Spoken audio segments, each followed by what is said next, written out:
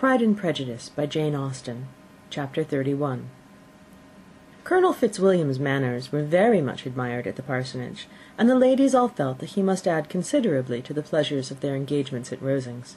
It was some days, however, before they received any invitation thither, for while there were visitors in the house they could not be necessary, and it was not till Easter Day, almost a week after the gentlemen's arrival, that they were honoured by such an attention, and then they were merely asked, on leaving church, to come there in the evening.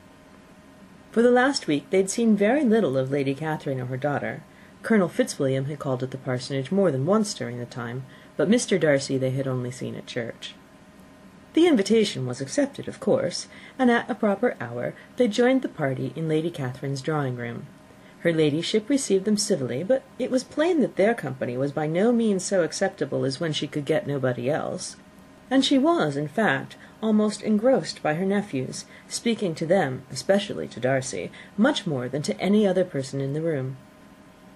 Colonel Fitzwilliam seemed really glad to see them. Anything was a welcome relief to him at Rosings, and Mrs. Collins's pretty friend had moreover caught his fancy very much. He now seated himself by her, and talked so agreeably of Kent and Hertfordshire, of travelling and staying at home, of new books and music, that Elizabeth had never been half so well entertained in that room before, and they conversed with so much spirit and flow as to draw the attention of Lady Catherine herself, as well as of Mr. Darcy. His eyes had been soon and repeatedly turned toward them with a look of curiosity, and that her ladyship, after a while, shared the feeling, was more openly acknowledged, for she did not scruple to call out, "What is that you're saying, Fitzwilliam? What is it you're talking of? What are you telling Miss Bennet? Let me hear what it is." "We are speaking of music, madam," he said, when no longer able to avoid a reply. "Of music? Then pray speak aloud. It is of all subjects my delight. I must have my share in the conversation if you are speaking of music. There are few people in England, I suppose, who have more true enjoyment of music than myself, or a better natural taste.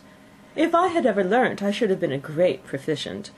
And so would Anne, if her health had allowed her to apply. I am confident that she would have performed delightfully.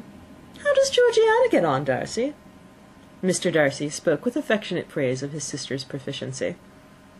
"I am very glad to hear such a good account of her," said Lady Catherine, "and pray tell her from me that she cannot expect to excel if she does not practise a good deal." "I assure you, madam," he replied, "that she does not need such advice. She practises very constantly." "So much the better. It cannot be done too much, and when I next write to her I shall charge her not to neglect it on any account. I often tell young ladies that no excellence in music is to be acquired without constant practice. I have told Miss Bennet several times that she will never play really well unless she practises more, and though Mrs. Collins has no instrument, she is very welcome, as I have often told her, to come to Rosings every day and play on the pianoforte in Mrs. Jenkinson's room. She would be in nobody's way, you know, in that part of the house."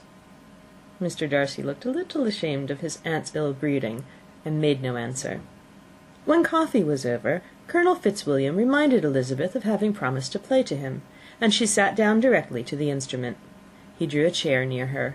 Lady Catherine listened to half a song, and then talked, as before, to her other nephew, till the latter walked away from her, and, making with his usual deliberation towards the pianoforte, stationed himself so as to command a full view of the fair performer's countenance.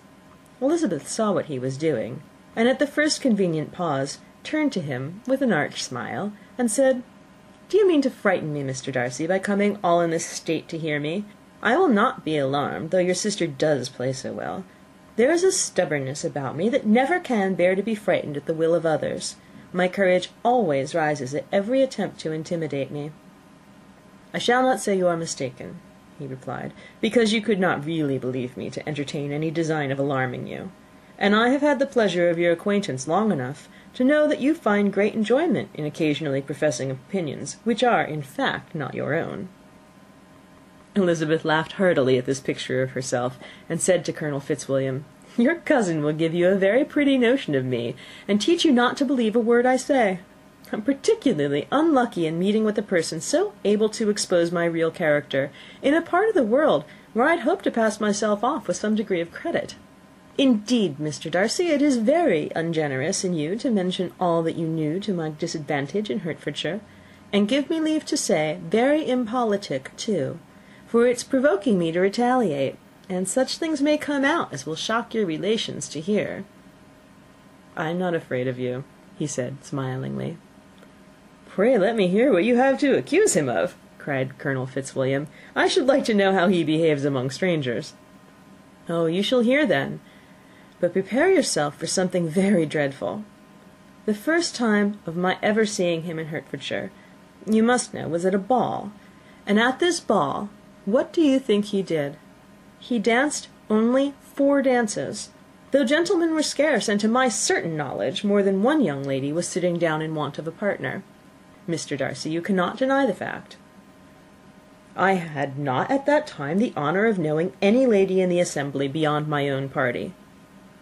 "True, and nobody can ever be introduced in a ballroom. Well, Colonel Fitzwilliam, what do I play next? My fingers wait your orders." "Perhaps," said Darcy, "I should have judged better had I sought an introduction, but I'm ill qualified to recommend myself to strangers." "Shall we ask your cousin the reason of this?" said Elizabeth, still addressing Colonel Fitzwilliam. "Shall we ask him why a man of sense and education, who's lived in the world, is ill qualified to recommend himself to strangers?" "Oh, I can answer your question," said Fitzwilliam, "without applying to him.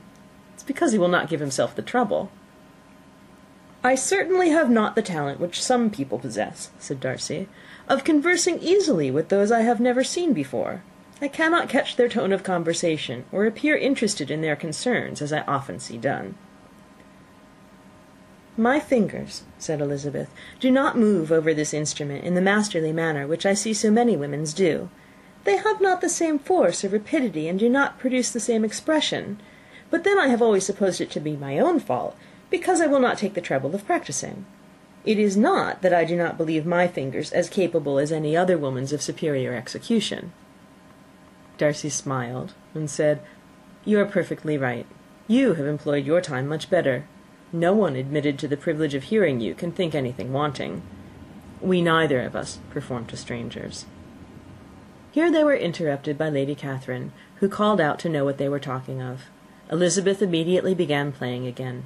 Lady Catherine approached, and after listening for a few minutes, said to Darcy, "Miss Bennet would not play all amiss if she practised more, and could have the advantage of a London master.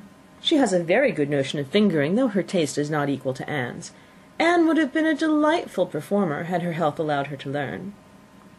Elizabeth looked at Darcy to see how cordially he assented to his cousin's praise, but neither at that moment nor at any other could she discern any symptom of love, and from the whole of his behaviour to Miss de Bourgh she derived this comfort from Miss Bingley, that he might have been just as likely to marry her had she been his relation.